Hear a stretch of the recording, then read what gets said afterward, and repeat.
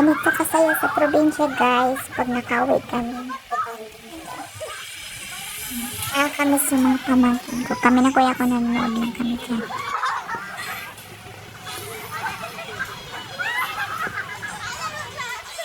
Kasi ito na nga, akala ko sasali si kuya kasi lumapit siya. Tawang-tawa ako niya. Pala naman, papasok na daw siya at magluluto. Oh, ang sweet naman ng kuya namin. Miss you all, mga pamangkin ko. Yung sister ko, tuwang-tuwa siya dyan. Nagkikibata siya. kasama yung dalawang anakis niya. Anyway.